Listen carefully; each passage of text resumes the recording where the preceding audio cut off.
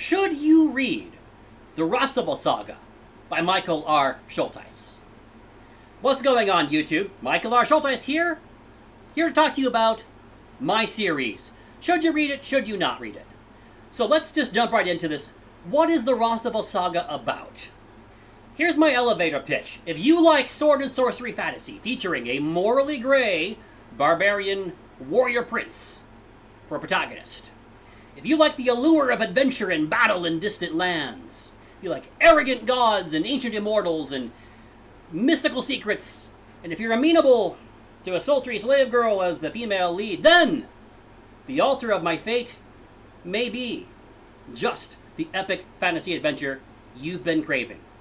You can pick it up for free on Kindle and other ebook platforms. I'll link it below. Content warning: The Altar of My Fate contains mature themes of violence, sensuality, slavery, and concubinage.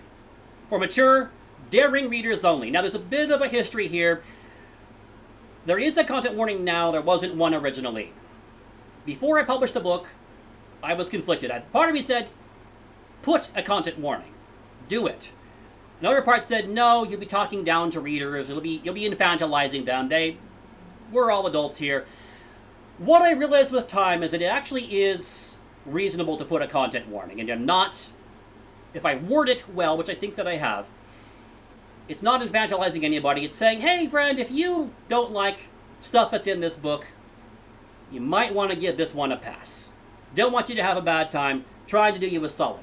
At the same time, it might attract the right kind of reader. So that's why I did not have the content warning before, but I do now. So let's get into some themes here. What are some themes of The Altar of My Fate and the sequels, The Spiral of My Destiny and The Third Way of My God? Adventure and daring is the key theme here. My protagonist is a warrior, Rosteval is his name, in search of glory and spoils. He leads his men on a desert crossing, and there's many battles with fierce tribes, a lot of one-on-one duels, there's iron weapons, and there's some fun magic, too, that levels up their abilities. There's also some magic, and this gets into the hard magic, soft magic thing. There's some hard magic that kind of makes the warriors more epic and cool and awesome in conflict, and then there's some other magic that's kind of more in the background, and you're not going to understand all of it, because some of it in the background is more of a soft magic system. There's a lot of mystical beings and kind of deep secrets and a whole backstory and kind of warring gods and immortals. I think this has a lot of tropes that are common in fantasy, but I give my own spin here. You'll find very quickly this is not an imagined version of medieval Europe. This is kind of based more on the cultures of the very ancient Middle East, South Asia, the Eurasian steppe, mixtures thereof, and some other things that we'll get into in a moment. There is a lot of adult content. This is a very not safe for work set of books. There is a romance subplot. Now, I don't think it takes over the whole story. I think you'll find this isn't romantasy. This is a fantasy that has a romantic subplot. Maybe you like history. There's a lot of using real-world history to try to give you a deeply immersive perspective on a pre-modern, pre-axial age world. So, all that to say, you probably have a good idea already, but I'm going to spell it out anyway. Who is this book for? Who are these books for? Who are they not for? Well, if you like fantasy with adventure and violence and adult content is not going to put you off, totally for you. Maybe you like A Song of Ice and Fire, but you want more of a sense of, hey, we're rooting for this protagonist. He's a heroic adventurer in a brutal world, but there's glory to be won and all that. Totally for you.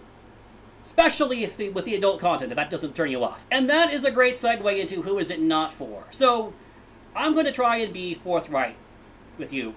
The single biggest thing that turns people off of these books is the depiction of concubinage and slave girls, which is not a small part of this first book, or really of the other books. So I want to be forthright. I kind of thought that the blurb on Amazon and other places that fine books are sold, and the cover, would have clued people into this.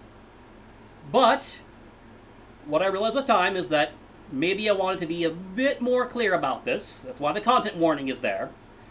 That's why I'm telling you now, if that is a turn-off, If you can't read about these things without getting a modern, reassuring perspective that says, oh, but of course they're all bad, da da da da da, give this one a pass. This is an exercise in deep historical, social, moral ecology. We are trying to see the world from the standpoint of people who do not share our values, our modern values, our axial age. The axial age is the period in the 1st century before Christ that produced the religious systems that became the foundation for most major systems of religion and philosophy in the world, even right now down to the present.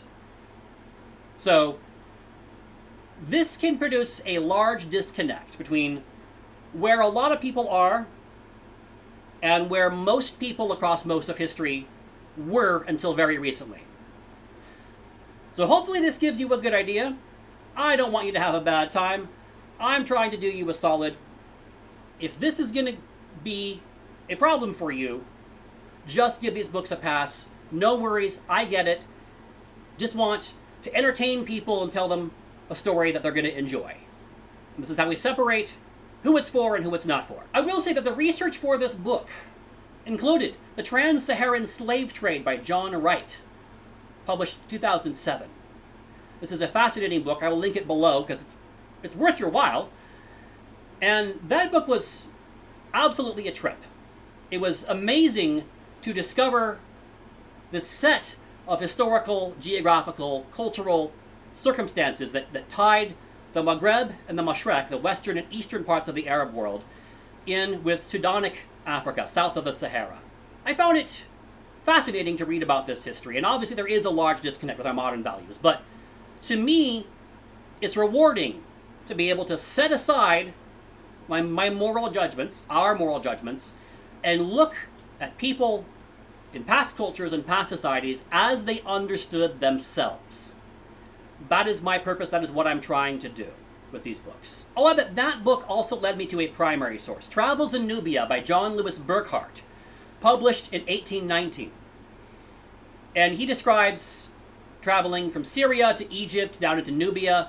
Many aspects of the trade in slaves that you'll read about in The Altar of My Fate, if you pick it up, are patterned after specific elements that I discovered in my research on the historical trans-Saharan slave trade, which lasted, just so we're clear, from the 7th century down to the 19th and even into the 20th centuries. So, you may find that that history is worthwhile and interesting, whether or not you want to read my book. So I'll just link The Trans-Saharan Slave Trade by John Wright below. I'll try and find a good link for Travels in Nubia by John Lewis Burckhardt as well. The value in learning to compartmentalize here is not that we don't make moral judgments. We do, we can, we all do. But maybe if we set aside those for understanding people in past societies, past circumstances, we will gain wisdom. We will gain a sense of humility, I think. We'll learn to examine our own viewpoints. Another excellent book that I'll recommend, Foragers, Farmers, and Fossil Fuels, How Human Values Evolved by Ian Morris. And he will help you to understand how hunter-gatherers, agriculturalists, and modern fossil fuel-using humans evolve their systems of values and belief and practice. And once you understand that, I think you'll find the world looks very different. And that's a good thing. It gives us some perspective, gives us a better capacity to empathize with other people.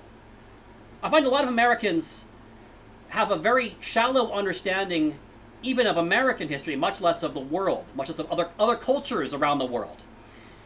And it can be a disconnect between me and them because a lot of Americans don't seem to really take into account anything beyond America, and they try to apply American perspectives to the rest of the world, now as well as historically. So with all of that said, have you read the Rosteval Saga? Do you want to read the Rosteval Saga, or not? Let me know in the comments, and hey, if you could throw me a like and a subscribe, I would really appreciate it. It helps to grow the channel. Also, I'm going to have lots of other books in the future, so you may find the Rosteval Saga is not for you, and you might still enjoy some of those books. I'll have more to say at another time.